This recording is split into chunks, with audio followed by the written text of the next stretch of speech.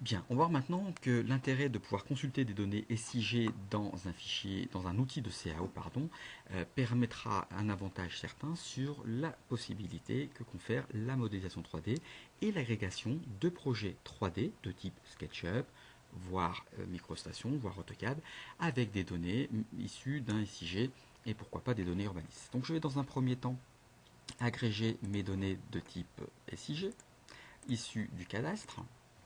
Chacune de ces données SIG vont avoir des métadonnées associées. Donc si je fais une information sur l'élément ici présent, je vais avoir ces métadonnées que je retrouve ici. En l'occurrence, c'est du bâti industriel. La nature du bâti est indiquée ici et une information très intéressante, la hauteur de ce bâti. Alors si effectivement je veux faire de la 3D, connaître la hauteur du bâti dans les métadonnées est intéressant. Alors faire de la 3D de manière classique, bien sûr, on peut modéliser.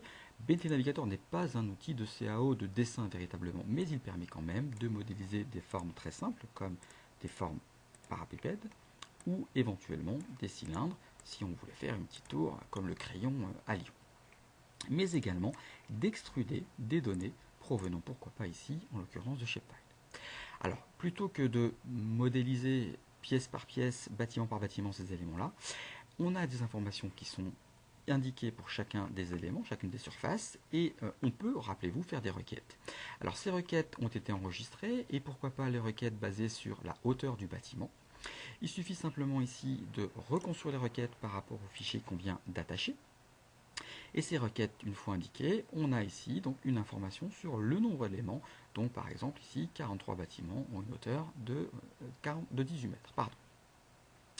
Ces éléments ici, maintenant je vais pouvoir les extruder sans hauteur et utiliser des outils dédiés qui vont me permettre de générer la hauteur pour les bâtiments de type indifférencié, les bâtiments de type industriel et enfin les bâtiments de type remarquable.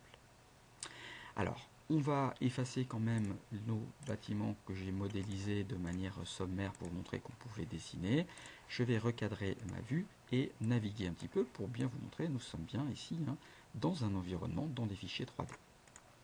Alors, je vais modifier la couleur. On va désafficher, entre guillemets, l'option de couleur qui caractérise chacune des requêtes et venir placer des éléments, on va dire, particuliers, c'est-à-dire que j'ai deux projets monumentaux dans ma ville, j'aimerais voir l'impact qu'ils ont sur mon environnement.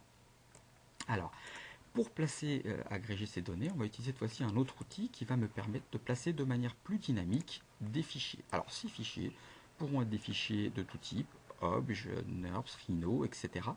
Mais pourquoi pas, le cas ici présent, des fichiers SketchUp. Alors j'ai ici deux fichiers particuliers correspondant à deux projets importants de la ville de Lyon, la tour InCity et le Grand Stade. On va commencer par la tour, que l'on va donc placer.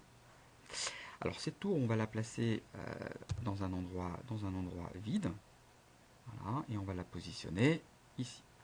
Et on va faire de même pour le Grand Stade. Voilà, donc ça va être un petit peu plus long puisque le fichier est un petit peu plus lourd, hein, vous comprendrez bien. Voilà, je vais pouvoir le placer. Et on va se positionner plutôt par ici. Voilà, on va juste faire pivoter notre Grand Stade de façon à ce que cette boîte là m'embête un petit peu, voilà, à essayer tout simplement que l'axe, en tout cas l'avenue qui mène vers le Grand Stade, soit en direction de notre tour InCity. Ok, je vais fermer cette boîte de dialogue. Alors, on va pouvoir, bien sûr, par le biais de l'explorateur de projet, si on le souhaite, afficher d'autres informations complémentaires, comme le terrain. Et ce que je vais faire, c'est que je vais me mettre en vue de dessus, de façon à avoir une vision un peu plus pratique, pour le cas échéant modifier la position soit de mon grand stade, soit de ma tour. Alors je vais manipuler ma tour de façon à ce qu'elle soit bien dans l'axe de mon grand stade. Voilà. Bien, alors ce principe étant réalisé, cette présentation étant faite, maintenant je vais pouvoir naviguer dans ma maquette. Donc naviguer dans la maquette peut se faire de manière très simple, par les outils qu'on a tout à l'heure, en plaçant tout d'abord, pourquoi pas, une caméra. Donc je vais m'appuyer sur le sol de cette plateforme et puis me positionner quand même à une hauteur d'œil d'1,70 m afin bien évidemment de visualiser quelque chose de cohérent. Voilà, donc j'ai ici maintenant la vue depuis le point de vue du stade et on va pouvoir, à partir de ce point de vue, essayer de naviguer, de tourner de façon voilà, à se retrouver au niveau de notre Turin City. Alors, à partir de ce point de vue, je peux me balader, comme on l'a déjà vu. Voilà, donc me balader en direction de la Turin City ou éventuellement me balader en direction de mon grand stade. Alors on va profiter effectivement que mon grand stade est là pour s'avancer. Je vais juste modifier la couleur, me mettre de manière monochrome, de façon à avoir certes un petit peu moins de couleurs, mais une clarté et une lisibilité plus fluide au niveau de ma navigation.